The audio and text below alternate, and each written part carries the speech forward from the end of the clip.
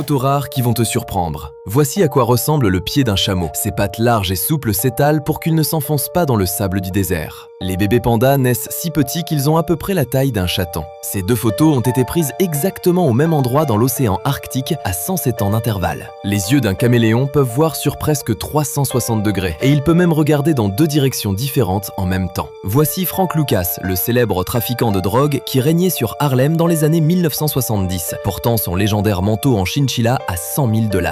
Deux hommes ont utilisé les cendres de leur défunt ami comme appât de pêche et ont fini par attraper la plus grosse carpe jamais enregistrée. Ces anciennes photos montrent des touristes européens voyageant à travers l'Afghanistan dans les années 1960 et 1970, avant l'invasion soviétique. Une photo rare montre Frank Sinatra allumant la cigarette du président Kennedy au bal inaugural de 1961. Vous êtes-vous déjà demandé à quoi ressemble l'intérieur de la gorge d'une tortue lutte? Vous vous souvenez des macrobos de McDonald's? C'étaient des figurines jouets transformables de la fin des années 1980. Voici un feu de circulation avec le feu vert en haut et le feu rouge en bas. Parmi les découvertes figuraient 131 boucliers en bois de style celtique, trouvés dans une tourbière danoise il y a plus de 100 ans. Ils ont plus de 2000 ans. En Chine, il existe un panneau de toilette qui ressemble à ceci. Des scientifiques ont trouvé des traces de cannabis dans des pipes découvertes dans le jardin de William Shakespeare. Une photo qui résume parfaitement l'Amérique. Voici à quoi ressemble l'entretien des pales géantes d'éoliennes effectuées par des ouvriers. L'émission télévisée River Monsters s'est terminée parce que Jeremy Wade avait déjà attrapé presque toutes les espèces géantes de poissons d'eau douce qu'il voulait présenter, ne laissant que très peu de sujets pour l'émission. En 2015, George Pickering, du Texas, a refusé de croire le médecin lorsqu'ils ont annoncé que son fils était en état de mort cérébrale et ont voulu débrancher son respirateur artificiel. Il s'est enfermé dans la chambre d'hôpital avec une arme et après 3 heures de face-à-face, son fils a soudainement serré sa main. Son fils s'est complètement rétabli et Pickering a ensuite purgé environ 1 an de prison après s'être rendu pacifiquement.